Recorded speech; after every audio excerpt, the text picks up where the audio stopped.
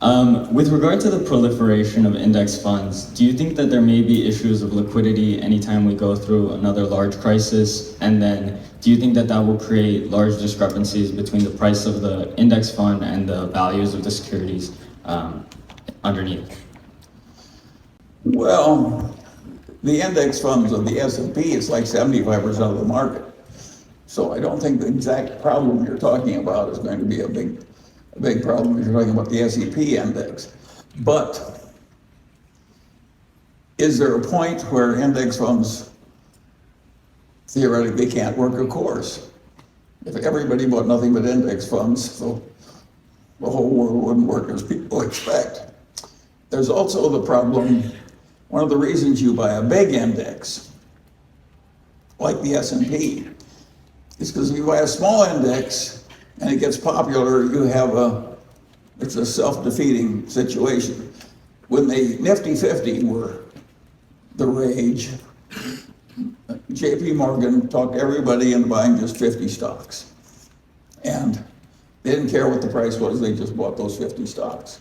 And of course, in due time, their own buying forced those 50 stocks up to 60 times earnings, whereupon it broke and everything went down by about 2/3 quite fast. In other words, if you get too much faddishness in one sector or in one narrow index, of course you can get catastrophic changes like they had with the Nifty 50 in that former era.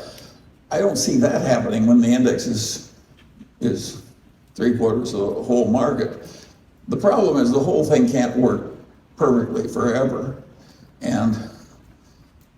but it'll work for a long time.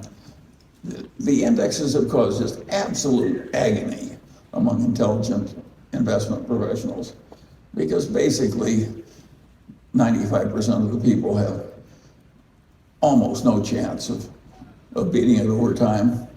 And yet a lot of the people expect that if they have some money, they can hire somebody who will let them beat the indexes.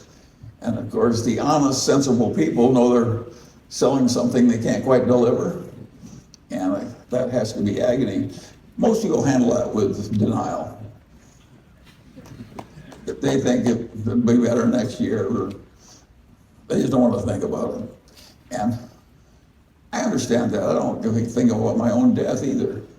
But it's a terrible problem, beating those indexes. And it's a problem that investment professionals didn't happen in the past. And what's happening, of course, is that the prices for managing really big sums of money are going down, 20 basis points and so on. The people who rose in investment management didn't do it by getting paid 20 basis points. But that's where we're going, I think, in terms of people who manage big portfolios of say, American equities and the equivalent of the S&P. So it's a huge, huge problem. And it makes your generation of money managers have way more difficulties and it causes a lot of worry and fretfulness. And I think the people who are worried and fretful are absolutely right. I would hate to manage $1 trillion in the big stocks and try and beat the indexes. I don't think I could do it. In fact, if you look at Berkshire, take out 100 decisions, which is like 2 a year. The success of Berkshire came from 2 decisions a year over 50 years. We're hardly great. We may have beaten the indexes, but we didn't do it by having big portfolios of securities and having subdivisions managing the drugs and subdivisions. And so, no, the indexes are a hell of a problem for you people. But why shouldn't life be hard? It's what had to happen, what's happened now.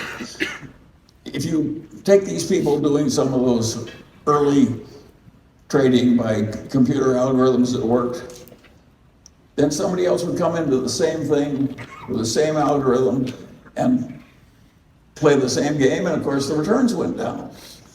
Well, that's what's happening in the whole field. Is the returns you're really going to get are being pushed down by the progress of the sons.